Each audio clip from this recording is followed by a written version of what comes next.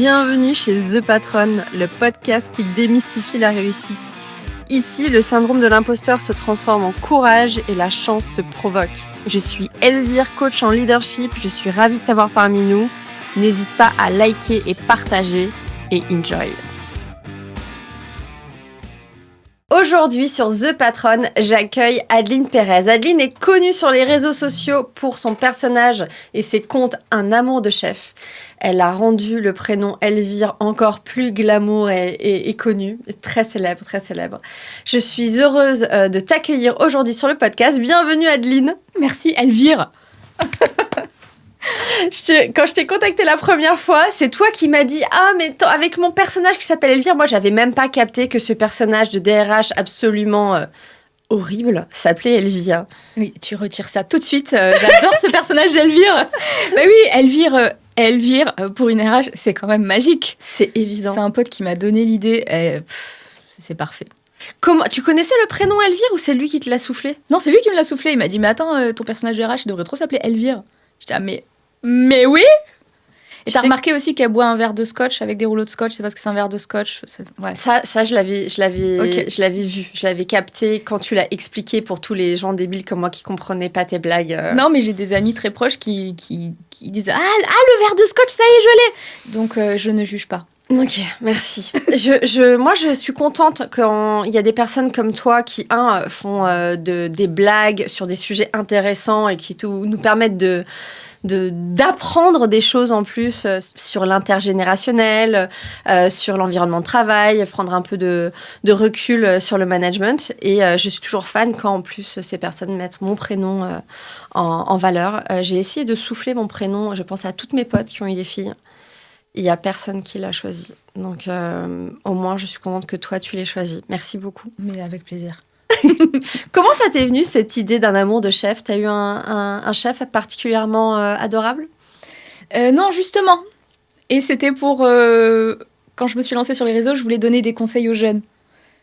Sans humour ou quoi, tu vois, juste pour les aider, parce que je voyais qu'ils ne savaient pas faire un CV, ils ne savaient pas comment répondre aux questions d'entretien, ou ils se posaient beaucoup de questions sur les rapports en entreprise. Je disais, s'il y a un truc que j'ai compris, c'est les règles du jeu en entreprise, donc je vais aller leur donner des conseils. Mais je vais pouvoir leur donner des conseils hyper transparents, avec beaucoup de vulnérabilité, vraiment leur dire ce qui se passe derrière. Qu'ils comprennent qu'il y a un mode d'emploi, en fait. Qui comprennent, oui, voilà, les petites règles du jeu secrètes que personne dit, parce que on est en entreprise, ça se dit pas.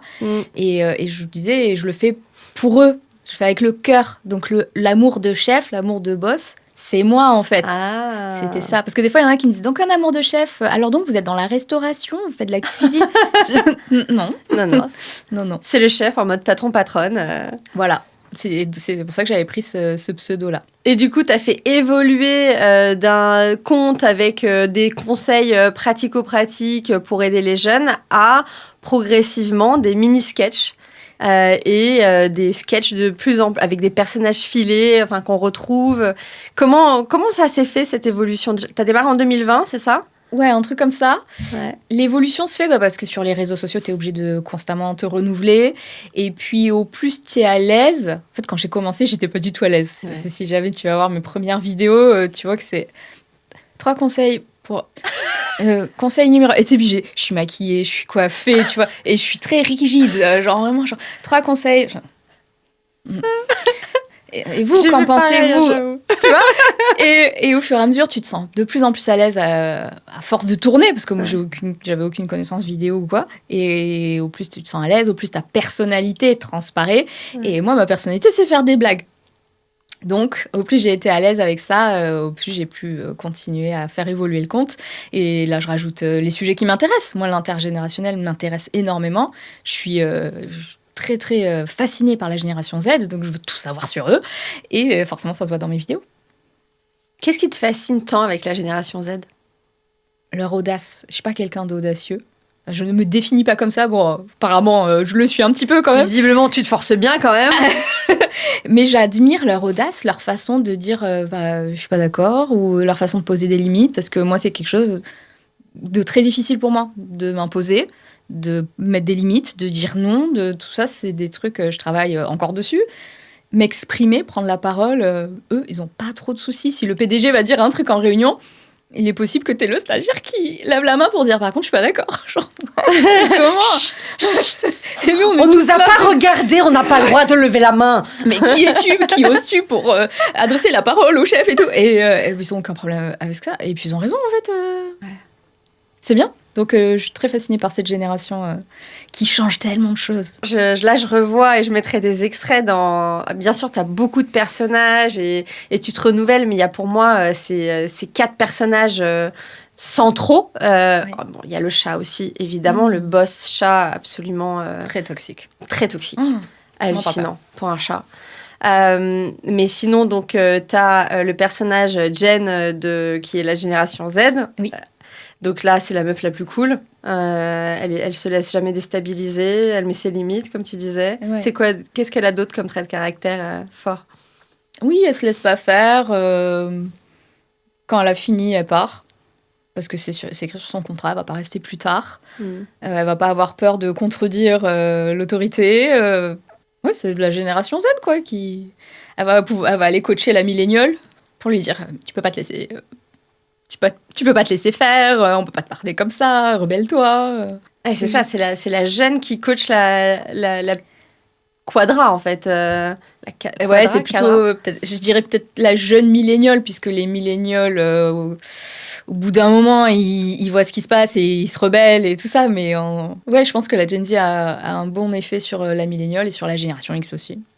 Alors justement, donc cette génération Z, alors à chaque fois on la reconnaît parce qu'elle a toujours son téléphone à la main, avec une coque très flashy et une attitude, comme tu disais, très audacieuse, je me laisse pas faire. La milléniale, donc tiens, on la fera à la fin. Donc le personnage plus âgé qui a toujours une chemise, qui est à fond dans son taf, qui se définit en fait par son travail. Principalement, ouais. C'est la génération X qui est pas comme la génération des baby boomers, et ça c'est grâce aux abonnés où j'ai un petit peu plus creusé, parce qu'à la base je l'avais trop caricaturé. Ils disent oui à tout, ils contrediront jamais, et en fait après leur avoir parlé je me suis rendu compte qu'effectivement ils disent oui à tout. Non, corvéable à merci, clairement, ça voilà, mais ils sont quand même beaucoup plus sceptiques et beaucoup plus à remettre en question les choses que les baby boomers. C'est pas non plus... Ça commence à être des petits rebelles. Ok. Les X. Mais par rapport à la Z, non, c'est pas encore ça. Mais le travail reste très central dans leur vie, mais pas que. Et le millénial? La milléniale est fortement inspirée de moi. Parce que pour moi, les millénials, on est un peu coincés entre la génération X et la génération Z. On essaye un peu de faire le pont pour que les deux générations, tu vois, pour trouver des compromis, pour que ça cohabite. On a souvent du mal à se rebeller contre l'autorité. On ne sait pas trop dire non à notre chef, parce qu'on a été... On nous a éduqués comme ça. À l'école, on nous a dit il y a des règles, tu obéis. Faut être bon élève. Faut être bon élève. Quand tu arrives en entreprise, lui, c'est le boss, donc tu le respectes. Ok, ça la Gen Z, s'en foutent complètement, c'est le boss, ok, je le respecterai quand il fera ses preuves. Oh, tu vois, alors que nous on est là, c'est le patron, oui, bonjour monsieur, tu vois, on fait tout bien. Donc je dis pas que c'est tous les millénials, parce que des fois il y en a qui m'écrivent, ouais, les millénials on n'est pas tous comme ça. Mais en fait la milléniale c'est moi. Très inspirée de ton expérience en entreprise. De ouf. Des fois, je la caricature trop. Les gens disent, ouais, c'est trop caricaturé. Je suis là, mais non, mais c'est moi, en fait. Et ce que j'aime bien avec ce personnage, d'ailleurs, c'est il y a toujours ce côté très doux, même dans les vêtements que tu choisis. Il y a cette douceur qui est représentée visuellement avec les vêtements et avec un regard... et qui finit souvent avec une larme, de désespoir, d'incompréhension. C'est quoi le rêve de la milléniale? D'être reconnue. Ouais. On a un besoin de reconnaissance. Alors ça s'explique, parce que j'ai lu quand même pas mal de livres sur les générations pour comprendre pourquoi chaque génération est comme ça. Et les millénials, c'est vraiment parce qu'on a été élevés par les baby-boomers, qui eux ont eu une éducation assez austère et qui ont décidé de ne pas reproduire le même schéma, donc de nous chouchouter. Donc nous, on est tous persuadés d'avoir un talent, un potentiel caché. Et on a un peu cet ego un peu dissimulé. Et quand on arrive en entreprise, on se dit... Est-ce que quelqu'un va voir mon potentiel? Est-ce que quelqu'un va voir ma valeur? Et c'est pour ça qu'on a autant besoin de reconnaissance et de feedback du chef. Et quand on l'a pas, on n'est pas bien. Et c'est pour ça qu'on est en thérapie, parce qu'on veut comprendre pourquoi notre potentiel n'est pas reconnu. Et je pense que c'est difficile pour les millénials d'arriver avec toutes nos illusions on a grandi en étant chouchoutés.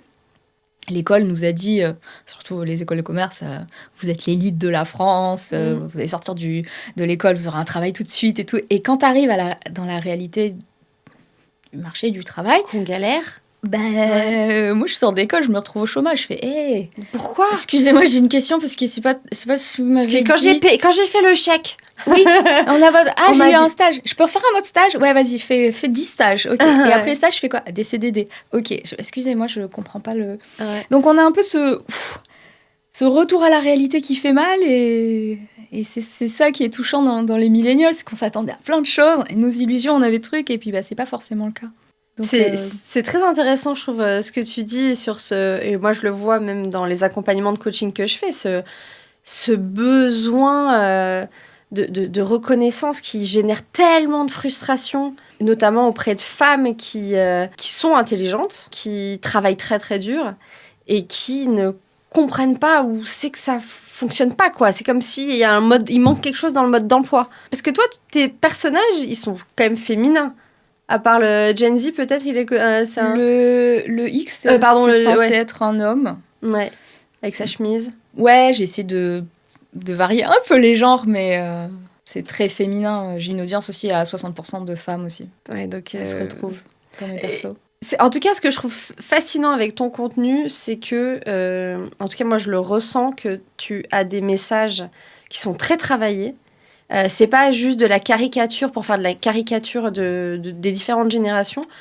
Si vous regardez le contenu d'Adeline, vous allez apprendre des choses et vous allez comprendre par des blagues, mais vous allez quand même comprendre, vous allez obtenir des clés de compréhension sur ces différentes générations et ça va vous permettre de mieux travailler avec toutes ces typologies. Donc c'est vraiment, moi je trouve que ça se voit énormément que tu travailles ton contenu. Comment est-ce que tu fais justement pour... je t'ai vu même avoir des invités sur faire quelques séquences, notamment j'en avais une sur le handicap. Comment est-ce que tu travailles pour continuer à te renouveler ? Comme tu disais, il faut se renouveler. Comment tu travailles ? Déjà, je suis contente que les messages se voient. Merci.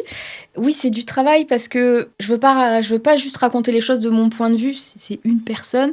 Donc, j'essaie de m'entourer un maximum et de me renseigner un maximum. Donc, c'est-à-dire tous les livres qui existent sur les générations, je crois qu'ils sont chez moi. Je les ai lus. Toutes les interviews de, je sais pas moi, sociologues, anthropologues.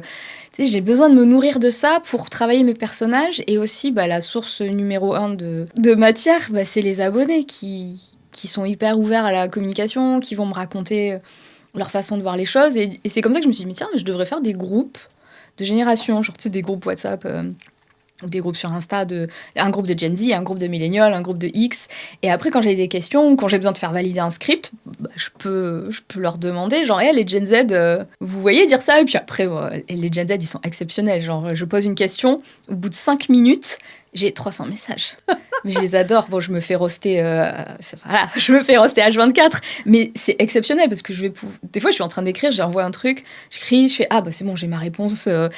Et ils vont me dire, je dis, mais non, mais nous, on dirait jamais ça. Ou, c'est pas nous, c'est pas ou, ça. Mais ça se dit plus cringe. Ah bon, déjà, ça se dit plus. Je suis obligée de mettre à jour mes listes d'expressions de Gen Z. Et ce qui me permet justement de creuser. Ou des fois, j'ai des commentaires de personnes un peu agressives. Ils vont dire, ouais, c'est n'importe quoi, on n'est pas comme ça. Selon les personnes, je vais dire, viens, je t'appelle, on se prend 30 minutes, explique-moi. Raconte-moi ton parcours. Pourquoi t'es énervé comme ça ? Et là, tu te rends compte de la souffrance des gens qui ont tout donné pour leur boîte, qui à la fin se font licencier. Ah oui, oh là, purée, dis donc, Jean-Jacques, t'as plus de 55 ans, eh bien, il va falloir y aller là. Tu coûtes trop cher. Tu coûtes trop cher, et puis je sais pas ce qu'ils vont lui sortir, alors que Jean-Jacques, il a une carrière de malade, il a une expérience de ouf, mais bon, ça y est, désolé pour la société, t'es déjà trop vieux. Enfin, c'est horrible. Et il va te raconter ça en disant, voilà, donc quand tu dis que les X, ça, moi, ça me blesse, parce que ce qui me permet de traiter chaque génération avec... j'ai des personnes en tête quand j'écris, tu vois. J'ai parlé à des personnes qui ont une souffrance. Tous, les X, les Y, les Z, on a tous des souffrances, ce qui me permet d'apporter un peu plus de bienveillance et d'amour pour chaque personnage. Je les adore, mes personnages. Même Elvire, elle prend des balles tout le temps, mais j'adore parce que je me suis rapprochée des personnages qui ont ce métier de RH et des personnages qui font partie des générations pour les comprendre.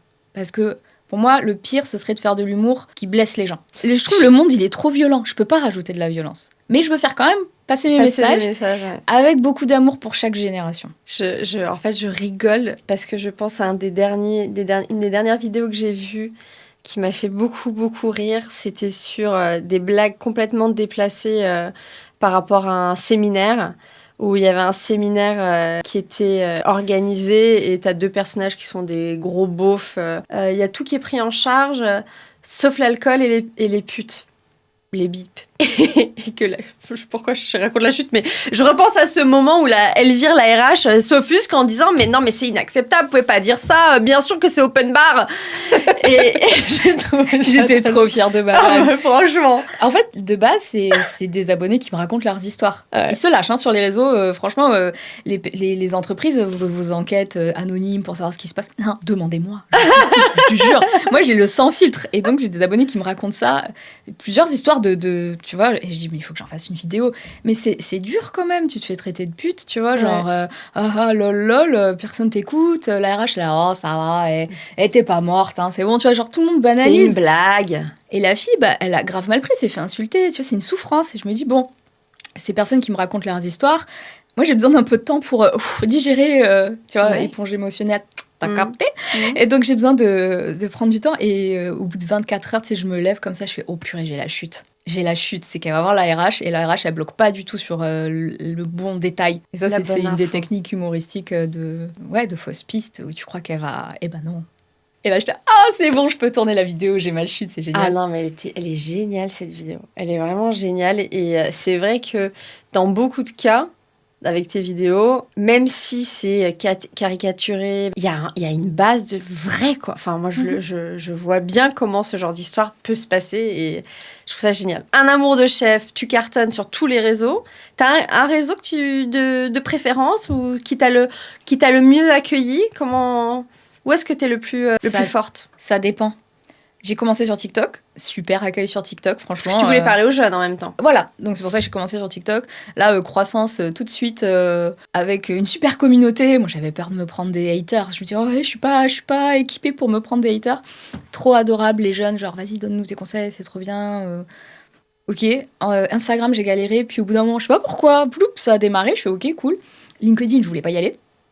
Ouais. Et après, j'ai été motivée par certains créateurs qui m'ont dit « Mais non, vas-y, on va te donner de la force et tout. » C'est Thibaut Roudot et Michel Coury qui m'ont dit « Mais non, mais viens sur LinkedIn, ça va être trop bien. » Je commençais à poster et puis à chaque fois, ils venaient me donner de la force sous les commentaires. Et ça m'a vachement aidée, donc merci à eux. Ouais. Et au début, tu prends un peu des haters quand même, parce que oui, l'humour n'a pas sa place sur LinkedIn, mais pour qui tu te prends, de venir me parler de management et tout. Ouais, c'est vrai, j'ai pas une carrière de fou, j'ai pas managé de ouf. Tu vois ce que je veux dire Mais t'as été managée. J'ai été managée, mais comme j'ai un syndrome de l'imposteur qui est toujours avec moi, il est là. Bienvenue. Voilà. Ce genre de commentaires, pour moi, ça aurait pu m'arrêter. Et puis c'est les autres qui m'ont dit « Mais non, on continue, tu vois, c'est au début. » C'est au début sur LinkedIn, t'en prends plein la gueule. Et au bout d'un moment que tu commences à avoir, je sais pas, 10 000 abonnés et tout, tu vois, ça se calme. Et puis après, là, je suis à 100 000 abonnés. J'ai quasiment plus de haters. 100 000 abonnés sur LinkedIn, c'est énorme. C'est pas mal, hein. Franchement. Je suis contente parce que j'ai une bonne communauté. Et puis, les gens, si je les j'attends leurs commentaires. Je sais pas, qu'est-ce qui se passe, Didier, il a pas commenté aujourd'hui. Ah oui. Tu t'attaches, ou Florence et Christophe, il est pas là. Et les gens, ils commentent. Et après, moi, je connais un peu leur humour et tout. Et puis, je vais leur faire des blagues dans les commentaires. Donc, c'est trop sympa, quoi. Ou des fois, si quelqu'un m'attaque, je fais, ça, c'est bon, je sais qu'il y a... Je sais pas, moi, il y a Elvire qui va aller lui répondre. T'as même plus besoin de te défendre. Les gens vont te défendre aussi. Donc, franchement, c'est trop cool. Donc, j'ai pas un réseau préféré puisque l'algorithme change tellement. J'ai rien compris aux algos, me pose pas la question. Je n'y comprends rien. Donc, ça dépend du moment. En ce moment, sur LinkedIn, c'est trop bien. Sur TikTok, je sais pas, il me boude un peu le réseau. Instagram, ça va. Ça dépend des moments. Facebook, ça poste automatiquement depuis Instagram, mais j'ai pas passé beaucoup de temps sur cette plateforme, à tort, je pense.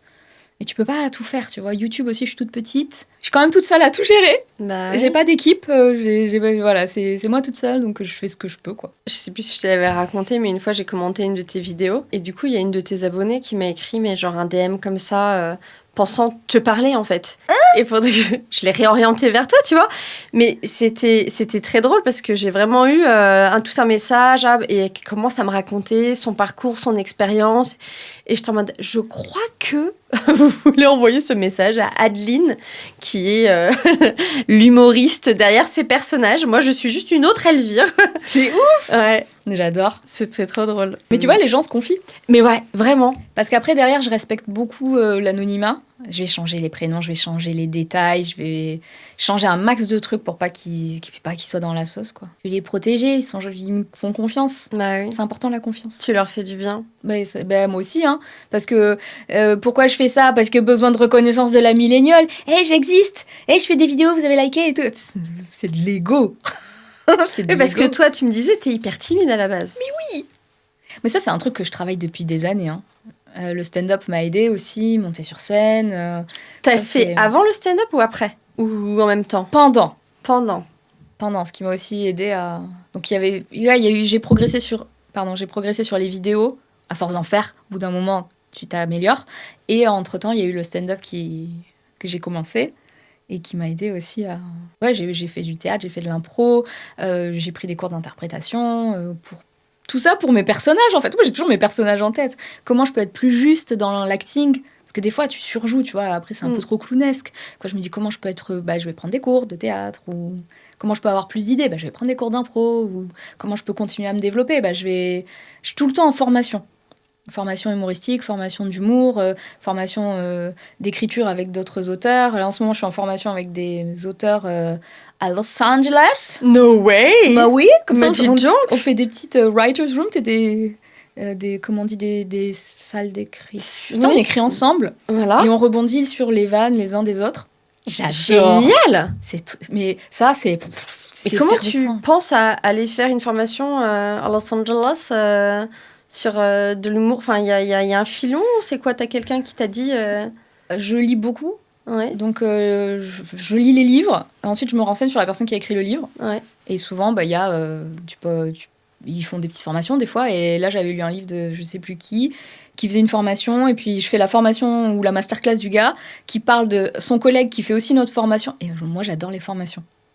Parce que... Bon élève. Besoin de syndrome de l'imposteur, bien sûr. besoin d'un diplôme qui dit « T'as vu, je suis drôle ». Oui. Bah oui. Putain, c'est vrai. Alors du coup, là, j'ai plein de diplômes. T'as vu, j'ai fait la sketch school et puis là, j'ai fait un stage à l'école du machin one man, je sais pas quoi. Et là, parce que j'ai besoin de me rassurer, j'ai besoin de continuer à apprendre, j'ai besoin de me développer. Donc, je suis toujours en formation, mais c'est toujours pour mes personnages. Donc c'est quelque chose qui a démarré, on va dire, en 2020, tout ça. Avant, est-ce que l'humour, le théâtre, ça faisait partie de ta vie ou pas du tout ? Pas trop le théâtre, j'en avais fait plus jeune, mais pas de ouf. L'humour a toujours fait partie de ma vie, mais les gens le savaient pas vu que je suis timide. Tu savais pas que t'étais drôle ? Non. C'est-à-dire que tous les gens qui m'ont connue en soirée ou quoi, soit j'étais au fond, ils m'ont pas vue, soit j'ai dit bon, c'est tout. Je suis pas la meuf qui va mettre l'ambiance. Tu m'appelles pas pour mettre l'ambiance à une soirée où on se dit pas ouh là là, la soirée. Ah, Adeline est arrivée. Enfin, on va se marrer. Allez, hop. Non, Adeline, elle est cachée là dans le coin en train de caresser le chat de la personne parce qu'elle a des problèmes avec les interactions sociales. C'est plutôt ça. Mais maintenant, ça va mieux. J'ai besoin de voir les gens, j'ai besoin d'être avec les gens. Ça va beaucoup mieux maintenant, la prise de parole. Mais si je suis pas à l'aise, je redeviens timide de ouf. Mon premier plateau télé, horrible. C'était Ils quoi ? m'ont pas mis à l'aise du tout. Non, vas-y, je veux pas le dire, tu vas aller voir après.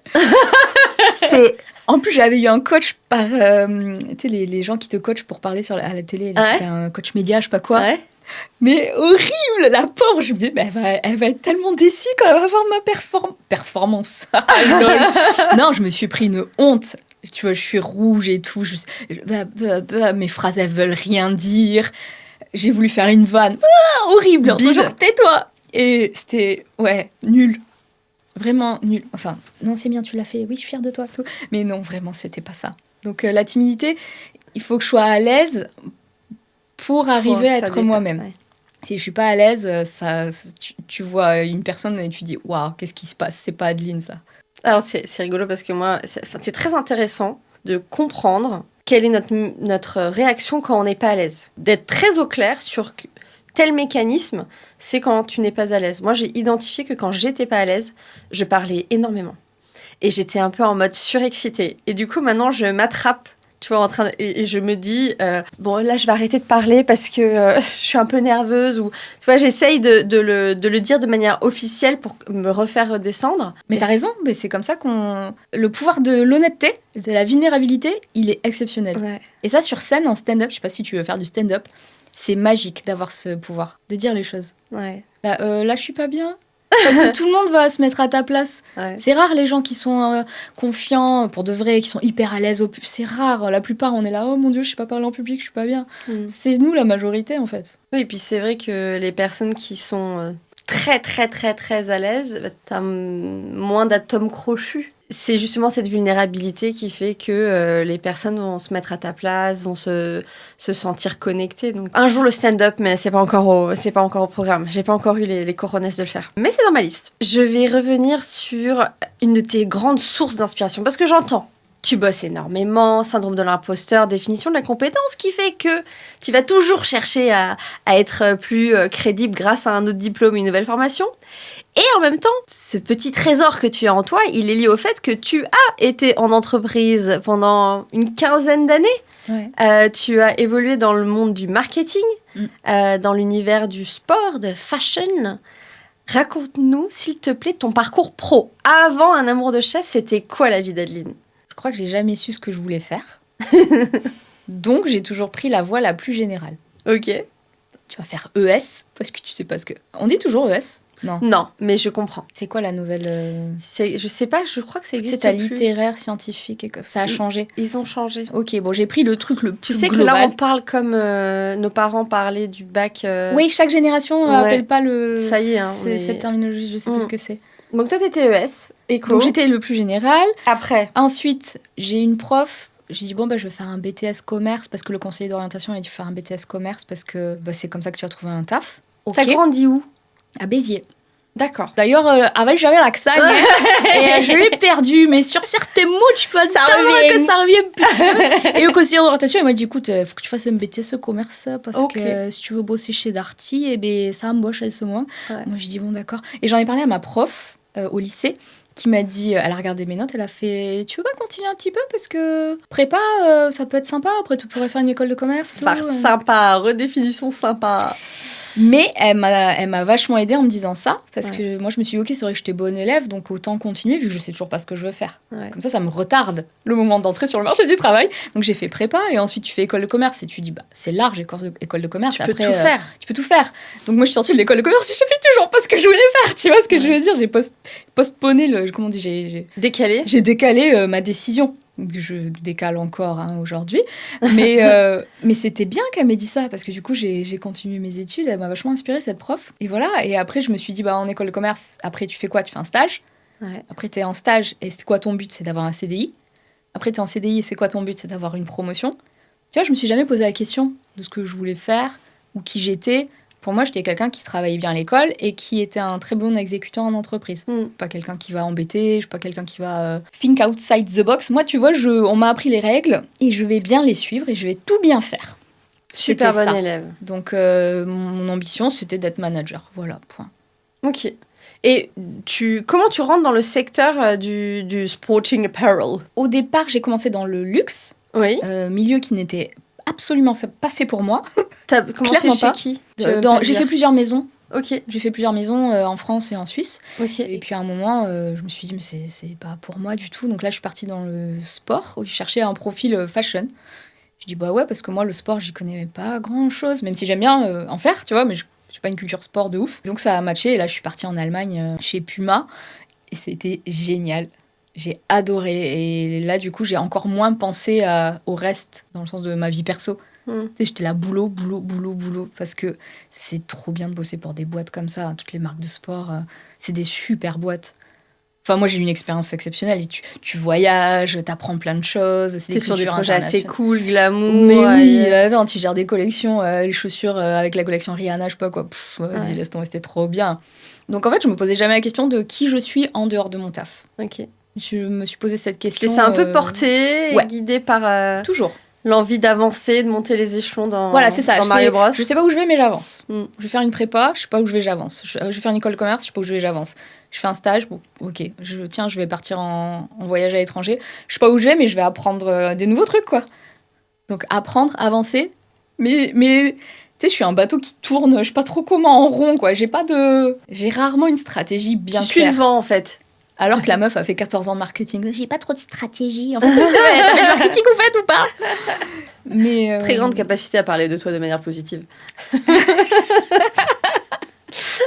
Bon, et du coup, après Puma, en Allemagne, tu te dis, le soleil me manque. En fait, je voulais aller à Barcelone et tout, et puis j'arrive à Barcelone pour une autre marque de sport, et parce que j'étais en Allemagne, hein. Bah oui, c'est ça. Il fait froid en Allemagne, hein. Ouais. Parce que t'as quitté Puma pour rejoindre donc Reebok. Oui. T'étais à la fin de ton parcours chez Puma ou t'avais juste vraiment envie d'aller à Barcelone? Non, j'avais vraiment envie d'aller à Barcelone. Moi, je serais bien restée chez Puma, c'était sympa, mais Reebok, c'est tout aussi sympa. Adidas aussi, Nike, toutes ces marques, c'est trop bien, et j'ai continué. Et puis, c'est chez Reebok où j'ai eu un boss. En fait, j'ai eu plus de temps pour moi chez Reebok. Ok. Chez Puma, je le gardais pas. Et là, je me retrouve, genre à 18h, j'ai fini mon taf. Et je fais quoi le soir, moi? Parce que je rappelle, j'ai pas de vie à côté, hein. J'ai pas de passion, j'ai pas de... Là, les gens se doivent dire, oh là, bah, la pauvre. Mais c'est vrai. Du coup, j'appelle mon boss, je fais, bah... Je m'ennuie. Donne-moi plus de taf. Ouais. Je crois qu'il a jamais entendu ça. Et ce qu'il m'a répondu, je crois que je l'ai jamais entendu non plus, il m'a dit, non, je te donnerai pas plus de taf, va profiter de ta vie. T'as déjà vu un manager qui dit ça?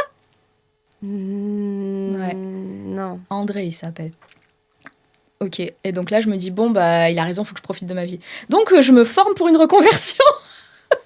Ah ouais? Et bah oui, parce que j'allais pas juste rien faire. Ça va pas ou quoi? Hyper productivité. Non, mais je travaille en thérapie, t'inquiète pas. Et donc, je me forme pour être... Mais tu t'ennuyais dans ton taf ou c'était juste que tu savais pas quoi faire à partir de 18h? Non, mon taf, il était trop bien, mais une fois que j'avais fini, je fais quoi? Un peu de hyperactivité. Un peu. Mm. Moi, je lui Ok. proposais des business cases sur des nouvelles collections potentiellement à lancer. Mon chef, il était mais non, te mets pas... Enfin, Calmos. ouais, calme-toi. Vamos à la playa. Ouais, c'est ça, va boire de la sangria un peu. Ah. Non, mais tu veux pas que je taffe?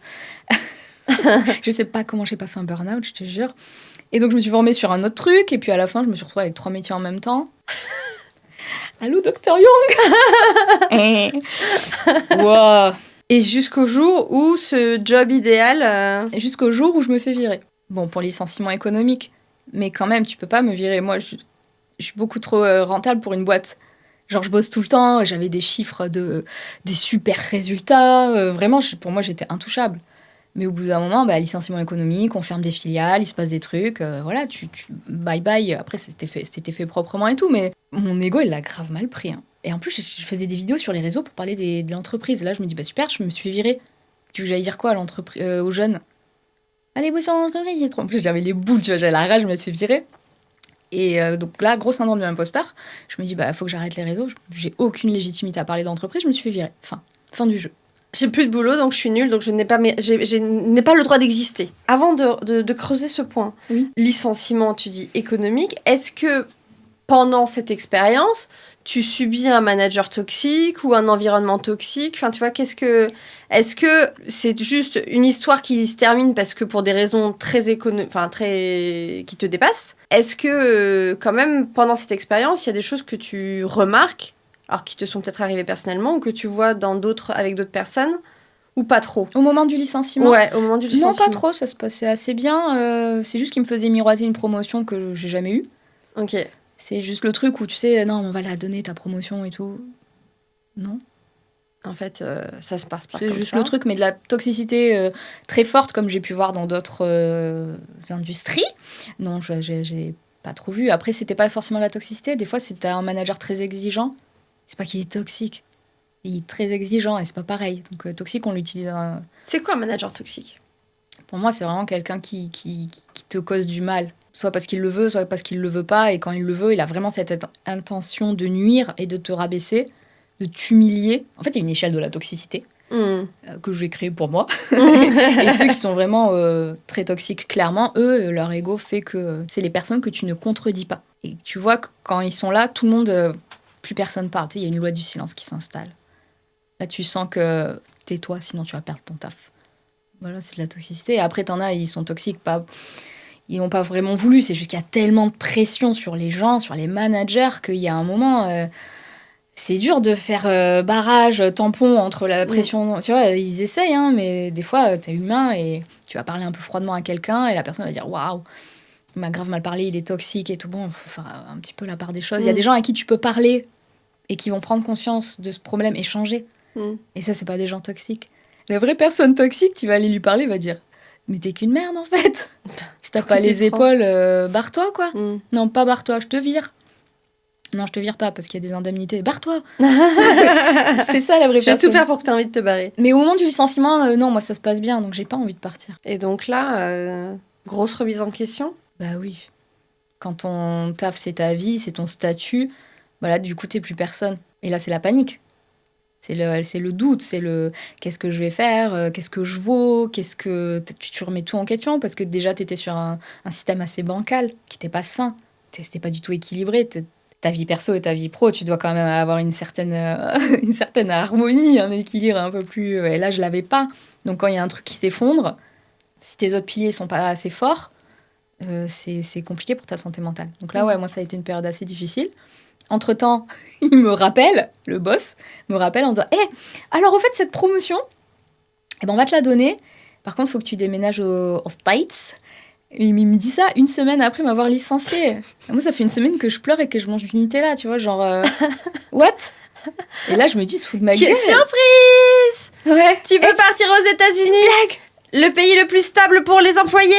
Voilà, et je me suis dit, ok, je me pars. Si je le prends, le poste, ils vont me virer depuis là-bas. Et quand t'es viré aux États-Unis, c'est pas le même délire.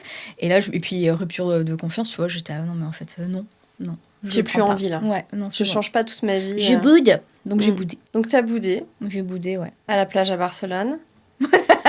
J'ai boudé au soleil. Avec des tapas. Et j'ai fait mes vidéos et je me suis dit, on va creuser sur ça. Parce que tu dis, t'avais pas de vie perso. Et en même temps, tu avais fait une formation pour reconversion, tu avais déjà les réseaux sociaux, tu avais déjà commencé à créer, à solidifier d'autres piliers. Oui, mais pas forcément ce qui me passionnait ou pas. Tu sais, tu cherches toujours un peu ce qui t'anime vraiment. La reconversion, moi j'avais fait prof de yoga parce que je suis quelqu'un de très stressé.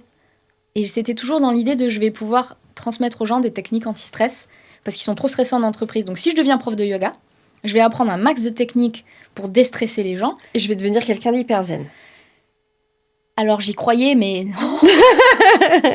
Mais ça va mieux quand même, parce que tu apprends vraiment des techniques. Tout ça peut aider dans les périodes difficiles, c'est vrai. Mais c'était toujours dans l'idée de je vais pouvoir aider les autres à être moins stressés. Il y a toujours les autres avant moi. Encore une fois, on bosse ça en thérapie. Et donc, je me suis retrouvée avec la journée, je faisais mon taf de marketing, et le soir et les week-ends, j'avais les cours de yoga. Tu donnais des cours de yoga. Et je me stressais comme une malade pour donner des cours de yoga. Ouais. Parce qu'il ne faut pas que ce soit la même routine. Des flows différents. Il faut des flows différents, il faut que j'ajuste. Et qu'est-ce qui se passe si quelqu'un arrive et qu'il a un problème à la hanche? Et imagine si j'ai une femme enceinte dans le cours, il faut que je pense aux options et tout. Je me suis pris la tête, n'importe quoi. Donc j'avais commencé à faire ça, mais en fait, le yoga, c'était pas ce qui m'animait. C'est bien d'en faire pour moi, pour me détendre, parce que, mais pas pour que je me calme. Mais c'était pas ce que je voulais faire. Et créatrice de contenu, déjà là, il y avait un petit peu plus de trucs. Et quand j'ai rajouté l'humour, c'est là où j'ai dit, c'est bon, je suis à ma place.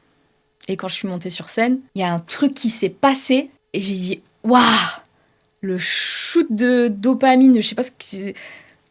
Tout bien, quoi. J'étais assez bon, je suis à ma place. C'est là que je veux être. Je veux dire des blagues. Je vais faire rire les gens. La première fois où tu as fait du stand-up, c'est après t'être fait virer. Ouais, j'ai commencé le stand-up parce que je me suis dit... ma santé mentale, là, elle est trop impactée. Mon ego, il est trop touché par ce qui vient de se passer. Qu'est-ce que je pourrais faire pour bien me mettre en danger? Oui. La fille est complètement folle. Non, mais il y a un côté quand même un peu... Je trouve ça génial comme approche, mais c'est un peu kamikaze parce que c'est dur le stand-up. Attends, regarde la façon dont j'ai vu les choses. J'allais pas bien. Je me suis dit, comment je peux être fière de moi? Qu'est-ce que je pourrais rajouter comme compétence, comme corde à mon arc, pour être fière de moi? Les personnes que je trouve c'est ouf ce qu'elles font, c'est quoi? C'est quoi le pire? Qu'est-ce qui me ferait peur et que j'oserais pas faire et que je vois quelqu'un qui le fait, je me dis waouh! Et les gens sur scène qui font rire, j'ai dit imagine tu fais un beat, c'est horrible. Ah bah vas-y, je vais faire ça. toute façon, je suis tellement au fond du trou, en vrai, ça changera pas grand-chose. Ça peut que être mieux. Bah ça peut, oui, mais c'est vrai que c'était risqué. Mais en fait, j'ai eu un super coach. Il a dit votre première fois sur scène, vous inquiétez pas, je ferai, enfin vos textes, on va tellement les bosser que vous allez arriver sur scène, c'est garanti que ça va rire. Je vous laisse pas faire votre premier stand-up sur scène et vous prendre un bide. Non mais du coup, toi t'es quand même ceinture bretelle parce que tu te dis pas, je vais écrire un truc que je vais montrer à 2 potes. Toi, tu prends un coach de stand-up. Bah il y a des cours de stand-up, ouais, bien sûr. Tout le monde peut faire des cours de stand-up. Il y a des stages, il y a des humoristes qui font des cours.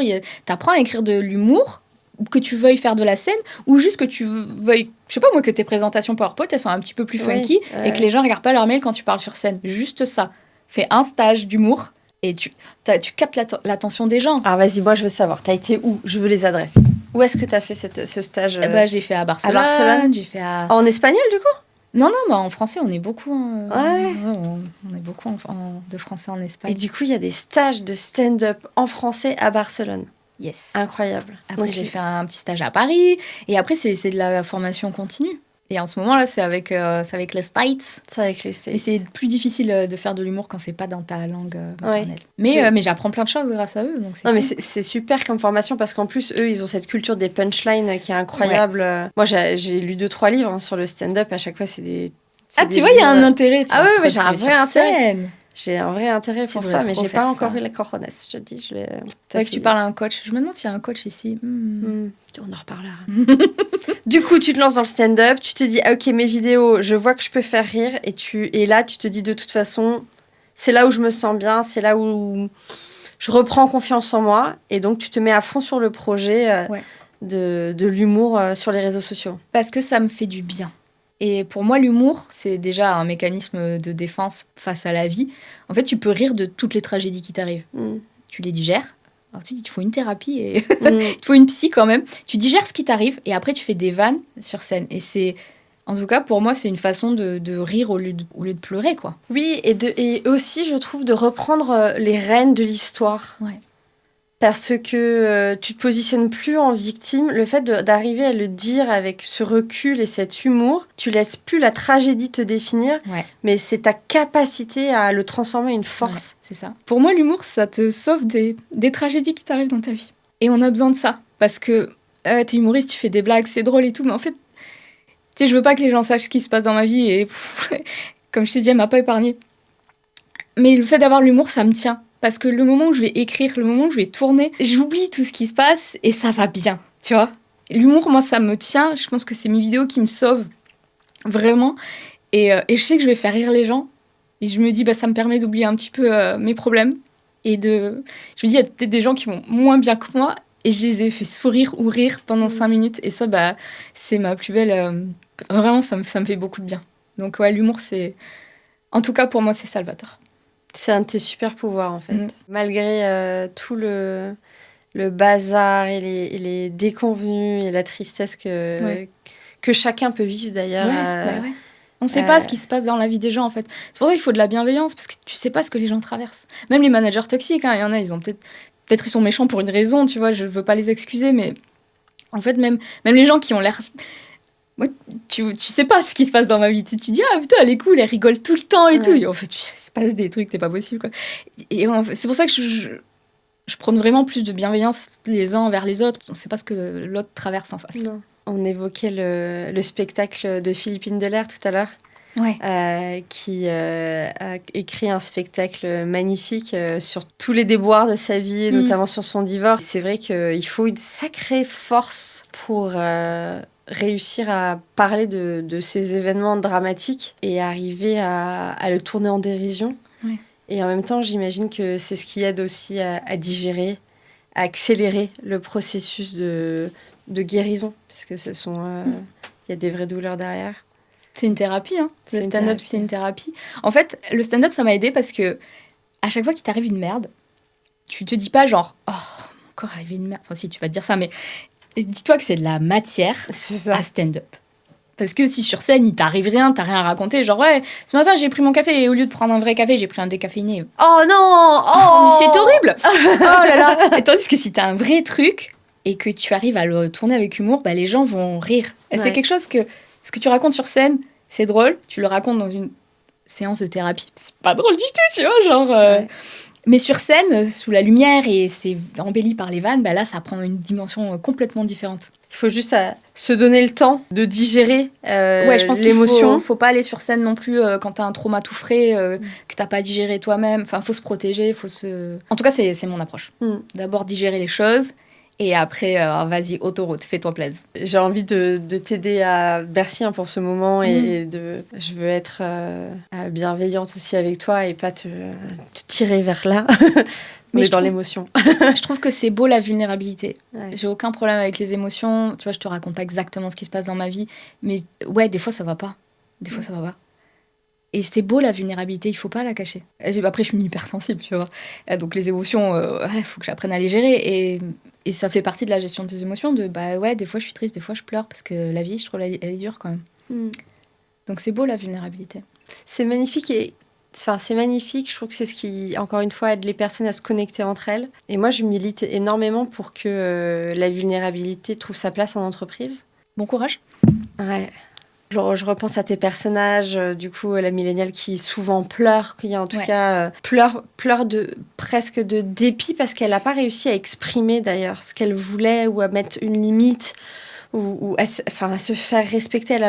C'est comme ça que je le vois, c'est qu'elle est désespérée de sa propre incapacité à mettre une limite à un moment. Bien sûr, on peut classer les émotions, mais c'est surtout de se dire, être capable d'exprimer ce qui est important pour nous et ce qui nous touche. Je supporte pas l'idée qu'on soit des robots au travail avec des armures, des masques. Et ce côté, les chouineuses, ou les femmes qui pleurent au bureau, c'est inacceptable, alors qu'il y a des hommes qui tapent du poing sur la table et qui gueule comme pas possible, qui se mettent en colère, mais ça c'est viril et ça fait partie d'un leadership affirmé. Enfin, c'est mon coup de gueule, c'est mon moment du coup de gueule. Mais toi, par rapport à la vulnérabilité au travail, est-ce que c'est quelque chose qui nourrit aussi tes sketchs? Comment est-ce que... J'essaye de la faire passer parce que c'est quelque chose en quoi je crois. On avait une manager très haute, il faut que quelqu'un soit très haut dans l'entreprise pour montrer l'exemple. Et elle avait aucun problème à pleurer. Genre, réunion comex avec le DG et tout, je sais pas, mauvais résultat et tout. Puis elle était là à pleurer. Et le DG, il était en panique.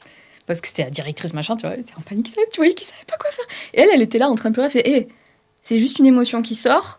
Ça veut pas dire que je suis pas compétente. Genre, calme-toi. Voilà, je pleure, ça ira mieux après. Y a pas de... Je t'attends rien de toi, c'est juste une émotion qui sort. Et elle nous avait toutes décomplexées. Parce que c'était la boss. C'est génial. Donc quand ça vient d'en haut, et que elle, tu vois, après, elle était bon, alors, elle sèche ses larmes, on a fait, on a eu un bon résultat de merde sur Q1, on reprend sur Q2, donc du coup, ce que je propose... Et elle avait complètement normalisé le fait que, il y en a, ils se mettent en colère, elle pleure. Et elle disait au DG, calme-toi, c'est juste une émotion, ça va passer. C'est pas génial ? Ouais. Je suis contente d'avoir eu ça. Ouais, c'est génial. Mais il fallait que ça vienne d'en haut, parce que si t'as pas ce pouvoir d'influence dans l'entreprise, tu vas passer pour une fouineuse ou si t'as pas un environnement bienveillant autour, quoi. Parce qu'il y en a une autre créatrice de contenu, elle, ce qu'elle fait, elle a sa petite équipe et puis Marion, elle s'appelle, elle va dire à tout le monde, nous, tous les jours, on pleure, hein. On pleure. Elle va dire, il y a Vacha qui pleure, ok, vas-y, sors l'émotion, ça va mieux, ouais, le cortisol, il est sorti, ok. Attends, du coup, tu me fais pleurer parce que, c'est des petites éponges, tu vois. Attends, viens, on pleure, on prend 5 minutes, on pleure, c'est bon, on avance. Elle est hyper saine, cette gestion des émotions. C'est pas joli à dire, mais à côté, on tire la chasse. Tu vois, genre, on appuie, ça sort, et puis après, c'est bon, on peut passer à autre chose. Ouais. Et c'est pas grave. Et je pense que les hommes, c'est difficile pour eux de pleurer parce que ils sont dans un système patriarcal aussi, qui fait si tu pleures, t'es une petite femmelette ou je sais pas quoi. À partir de 8 ans, on tolère plus trop de voir des petits garçons pleurer. Hein. Alors que ça leur ferait du bien, je pense, de pas être jugé sur ça. Et ça aussi, je pense que c'est important aussi pour eux, la vulnérabilité en entreprise, pas juste pour nous, pour eux aussi. C'est un travail d'ailleurs que les hommes et les femmes doivent faire, d'accepter de voir les hommes pleurer. J'ai échangé avec une thérapeute de couple l'autre jour et on disait en fait le problème c'est qu'on demande aux hommes d'être sensibles et dès qu'ils se mettent à pleurer, nous en tant que femmes, on réagit en mode non mais attends, c'est pas du tout sexy de te voir pleurer comme ça, c'est quoi cette émotion, gère-toi. Enfin tu vois, on est aussi bien formaté sur ce point. Ça me fait penser quand tu disais cette manager qui pleure. Moi, je crois que c'est un de mes moments de honte absolue au bureau où je me retrouve face à ma N+2 dans une réunion très tendue et je me prends une bâche et je me mets à pleurer. Vraiment, je n'arrivais pas à stopper mes larmes. Face à moi, ma N+2 se fige. Elle me dit, je suis très mal à l'aise de vous voir comme ça. C'était bien qu'elle exprime qu'elle était mal à l'aise, mais vraiment, c'était encore plus horrible pour moi. Je suis sortie de ce rendez-vous tellement honteuse. Je te vois les yeux en mode choquée. Mais... Ouais, parce que j'ai tellement d'empathie pour toi, quoi. Ah, c'était horrible. C'était horrible. En plus, vraiment, si c'est le rendez-vous, j'étais en mode, alors ça, c'est mon occasion de faire bonne impression. Je vais partager mes idées et je vais faire ci et tout. T'avais la pression. J'avais une pression de ouf. C'était un moment important et je me prends une petite droite, réaction automatique, je pleure. Ouais. Et là, alors gauche. Que c'était des femmes, tu vois, il n'y a pas eu cette empathie en face. Non. Et oui, on peut mettre les gens dans des cases, mais après, chaque personnalité est différente, quoi. Ouais. Alors que peut-être qu'avec des hommes, ça serait très bien passé. On ne sait pas, ça dépend des gens aussi. C'est pour ça que c'est difficile ce métier d'humoriste où tu mets un peu les gens dans des caricatures, parce que la vie, elle n'est pas comme ça. Parce qu'il y a des hommes hyper à l'aise avec leurs émotions, beaucoup plus que certaines femmes qui ont un management assez masculin dans le sens où on l'entend en entreprise. Et il y a des Gen Z qui se comportent comme qui sont à fond dans leur taf. Et il y a des Gen X qui en ont rien à faire. Et à 16h, ils se barrent parce qu'ils vont à Disneyland. Et tu vois, genre, tu peux pas vraiment mettre des gens dans les cases, même si c'est ce que je fais. Tu tires le trait. Je tire le trait. Voilà. Ouais. J'essaie d'être juste et d'ajuster aussi en fonction des retours. Parce que j'aime bien que les gens me disent... faut que je vive avec la société aussi, tu vois, comment elle évolue, comment c'est perçu, c'est important tous ces retours. Et je trouve que ça se voit aussi, que tu continues d'évoluer, que tu as toujours des messages qui se renouvellent. Je sens bien cette curiosité que tu as et cette connexion que tu as avec tes communautés qui te permettent de continuer à être pertinente. Donc franchement, chapeau. Non, moi j'adore, je suis une grande fan. Ça fait plaisir. Le temps défile. Je vais devoir arriver aux 3 questions rituelles de fin d'épisode The Patron. Faudra qu'on ait une deuxième conversation une autre fois. Dans les questions rituelles, je t'offre un panneau publicitaire dans la ville de ton choix. Tu y marques ce que tu veux, tu y affiches ce que tu veux. C'est ton message au monde. Qu'est-ce que tu y mets ? Les personnes gentilles, ne changez pas, s'il vous plaît. Ah ouais. C'est trop précieux. C'est beau la gentillesse. Faut juste se protéger. Donc il faut rester gentil et se protéger de la méchanceté des autres, protéger cette gentillesse. Ouais. Tu peux pas être... et c'est là où c'est la différence entre gentillesse et bienveillance. C'est que la bienveillance, ça t'empêche pas d'envoyer chier ceux qui vont pas mériter ta gentillesse, en fait. Parce que la gentillesse, à tort, on pense que c'est de la faiblesse. Et on dit, ah bah c'est bon, on peut lui marcher dessus et tout. Et la bienveillance, j'ai l'impression que c'est de la gentillesse qui a compris que tu peux pas être gentil avec tout le monde. Il y en a, il faut mettre des barrières, il faut mettre des limites. Alors par contre, toi, tu me parles pas comme ça. Il faut savoir recadrer, il faut savoir se protéger, il faut savoir mettre des limites, tout en gardant ce cœur de bisounours, quoi. Donc soyez d'abord gentil et ensuite devenez bienveillant quand c'est nécessaire. Devenez bienveillant très vite, je pense. Okay. Parce que les gens ont tendance à abuser de ouf et après, bah voilà, il y a que des gens aigris. Parce qu'on s'est trop fait abuser et je trouve ça trop dommage. Si tu te retrouvais face à Adeline, 10 ans, qu'est-ce que tu lui donnerais comme conseil ? Adeline a 10 ans, qui a 10 ans ? Ouais, il y a 10 tu ans. Voyages dans le temps. Ok. Et tu te retrouves face à toi, âgée de 10 ans. Ouais. Et qu'elle peut garder confiance parce que quoi qu'il arrive, elle va s'en sortir. Elle va trouver une solution. Et de toujours écouter son intuition. Parce que l'intuition, elle va toujours te dire ce qui est bon pour toi ou pas. Et que même si ton cerveau il essaie de te donner une autre histoire, dans ton corps, tu le sens quand il y a des gens qui sont pas faits pour toi. T'as mal au ventre, t'as le mâchoire crispé, il y a plein de petits signes. T'as une petite voix dans ta tête. Moi, j'ai beaucoup de voix dans ma tête quand même. Mais il y a des signes, ne les ignore pas. Écoute ton corps, écoute la petite voix.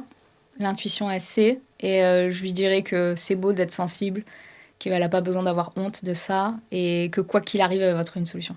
Ce qui est intéressant dans tes 2 réponses, c'est qu'il y a un côté reste pure, reste gentille, reste généreuse. Et ça ne veut pas dire que tu dois subir. Tu mets tes limites, tu mets à distance les personnes qui ont les mauvaises intentions, les mauvaises ondes. Et en fait, les 2 sont possibles. Être gentil, bienveillant, généreux et pas se laisser marcher dessus. C'est mon objectif, c'est ce que j'essaye de concilier. C'est pour ça qu'il y a des projets qui sont exceptionnels pour ma carrière. Je vais dire non. Je peux pas t'expliquer pourquoi, juste j'ai l'intuition qui me fait Et c'est pas l'intuition de la peur de juste oui, j'ai la trouille, je vais pas y arriver. C'est pas pareil. C'est non, c'est pas bon pour toi. Donc des fois il y a des projets, je dis non. Et sur le papier, je dis mais pourquoi tu... Ils ont vu les euros ? Oui, il y avait beaucoup d'euros. Non, je le sens pas. Et c'est pas et c'est ça, des fois, l'intuition et la peur, t'as du mal à la différencier. Ouais, Mais c'est pas les mêmes. C'est pas les mêmes. Oui, parce qu'en réalité, ils vont souvent utiliser le même langage. Va pas par là, c'est dangereux. Ouais. Et ça m'a pris du temps. Je cherche encore, hein. Ça m'a pris du temps à faire cette différence. Et là, maintenant, je l'écoute. Je me dis, ok, c'est parce que c'est pas le bon moment. Donc, attends. Avant-dernière question, parce que j'ai ma dernière question rituelle, mais j'aimerais bien quand même avoir une question en rab, qui est... Donc là, tu l'as pas dans les notes. Oh, petite coquine. Mais tu auras la réponse. Tes conseils ou ta méthode pour dépasser le syndrome de l'imposteur, parce que ça en a beaucoup parlé. Qu'est-ce que toi, t'as mis en place? Qu'est-ce que tu fais? Ou qu'est-ce que tu penses que tu devrais faire que tu fais pas encore? Ouais, mais moi, je suis une grosse malade. Faut pas me demander ça. Moi, c'est l'action. Je suis tout le temps dans l'action. Je suis tout le temps en train d'apprendre un truc, tout le temps en train de me former. C'est une obsession. Parce que je veux pas que ce syndrome de l'imposteur me bouffe. Je veux pas que mes angoisses me bouffent. Et c'est ce que j'ai trouvé de mieux pour calmer mon cerveau. C'est genre, tais-toi, arrête de penser et fais un truc. Même une petite étape sur... si je suis pas bien, je vais relire une page d'un livre qui m'avait plu, ou de mes notes, parce que je prends des notes de tout, ou je vais écrire un podcast, non. Je vais écouter un podcast inspirant parce que je vais apprendre quelque chose de quelqu'un. Toujours, il faut que je me nourrisse, que j'apprenne un truc, que je fasse un truc. Que tu te distrais aussi de ta rumination, du coup. En apprenant un truc. En étant en action. Et c'est pas forcément la meilleure chose, parce que moi, je le pousse trop à l'extrême. Des fois, rien faire, s'ennuyer, marcher, faire des trucs méditatifs, des yoga. Ce serait beaucoup plus sain pour mon cerveau. Donc c'est pour ça, c'est pas un conseil que je donne, je dis juste c'est comme ça que je le gère. Je dis pas que c'est la meilleure manière. Moi, je suis un peu hyperactive, quoi.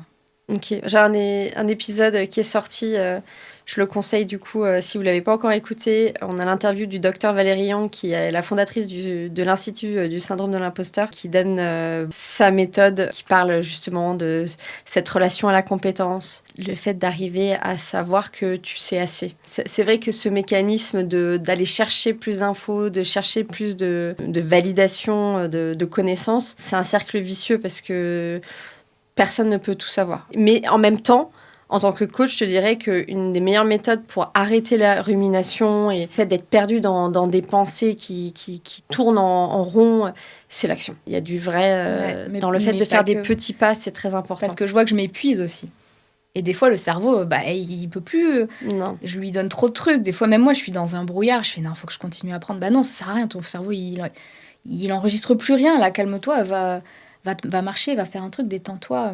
Mais c'est très dur pour moi. Très, très dur. En tout cas, je vois que tu te connais bien et que tu apprends. Vu, je travaille, hein. Ouais, tu apprends à t'autogérer. J'essaye, je suis sur le chemin. J'ai conscience de certaines de mes failles. J'en ai conscience, ouais. J'essaie de bosser dessus. Mais ça, c'est dur. C'est très dur pour moi d'arrêter, de me poser. L'inactivité doit devenir un pour action. Oui. Oh, c'est beau. C'est trop forte. Dernière question pour toi. Si tu n'avais pas peur d'échouer, qu'est-ce que tu lancerais demain? Tu me l'avais demandé ça ou pas Je l'ai peut-être formulé un peu différemment, mais c'était quel est le projet que tu n'as pas encore lancé Oui. Si j'avais pas peur, j'aurais une équipe pour m'entourer. Et là, je pourrais faire encore plus de vidéos, je pourrais faire encore plus de projets. J'aurais quelqu'un pour m'aider sur la stratégie, j'aurais quelqu'un pour des personnes avec qui tourner, j'aurais une équipe. Mais c'est juste que j'ai trop peur des gens, en fait. Tu fais pas confiance? Je fais pas confiance. Parce que, histoire personnelle... donc là, j'ai beaucoup de mal à faire confiance aux gens. Et c'est dommage, parce que j'adore collaborer, j'adore bosser en équipe. Tu vois, les trucs avec les auteurs là, aux States, c'est génial de bosser en équipe, en fait. Ouais. Mais là, de faire rentrer des gens dans cet univers, dans mon compte, tu vois, là, c'est là où j'ai trop peur des gens. J'ai trop peur des gens. Je peux te donner un conseil? Avec plaisir. Suis ton intuition. Il y a des personnes avec qui tu sais que tu peux collaborer. T'en connais déjà beaucoup, j'en suis sûre. Ouais. Et donc, il y a plein de formes de collaboration. Donc, suis ton intuition. Merci. C'était un grand bonheur, Adeline, de t'avoir sur le podcast. On est trop J'étais un peu harcelée pendant des mois et des mois. C'est pas des mois, c'est des années. Merci, vraiment. Je suis trop contente de t'avoir rencontrée. Super belle rencontre. Trop chou. Moi aussi, vraiment une belle rencontre. Ça fait plaisir des moments comme ça. Ouais. Je te souhaite énormément de bonheur T'as pas besoin de plus de succès. Je te souhaite vraiment beaucoup de bonheur. Merci. Tout pareil pour toi. Merci, c'est gentil. Allez, on va arrêter de pleurer, mais merci à vous d'être restés jusqu'au bout de cet épisode. J'ai la gorge toute serrée d'émotions. C'était un super épisode. J'espère qu'il vous a plu. Mettez-nous des commentaires, vos questions. Je suis sûre que vous suivez déjà Adeline, un amour de chef sur tous les réseaux. Partagez cet épisode autour de vous. Mettez-moi 5 étoiles si vous avez apprécié, kiffé l'épisode. Et puis, je vous dis à très bientôt sur The Patron. Merci! Toi, t'es trilingue, polyglotte, tu parles tout, toi, du coup, tu parles espagnol couramment. Alors, tu sais quoi, l'espagnol, je l'ai vraiment perdu. Mais il reviendrait.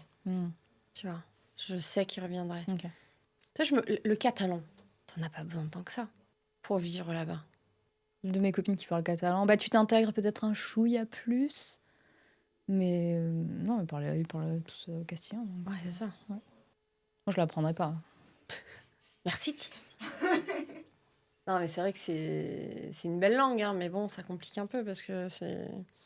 Bref. Et t'es que tes copines avec que des Français ou t'es un peu... Français, beaucoup d'internationaux et pas trop d'Espagnols.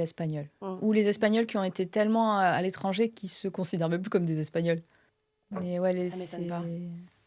Mais c'est ma faute aussi, hein. C'est parce que je m'intègre pas assez avec les Espagnols. Je fais pas assez d'efforts. Mais en même temps, il y a tellement de Français à Barcelone. Ouais, puis dès qu'on est entre Français, il y a un chlou automatique, un aimant, quoi. Écoute, tu me remets une pièce. Merci à toi d'être resté jusqu'au bout. J'espère que cet épisode t'aura plu, intrigué, inspiré. Et n'hésite pas à le partager, ainsi que de laisser une évaluation, un commentaire. Ça aidera énormément le podcast à être plus diffusé. Merci et à très bientôt sur The Patron Podcast.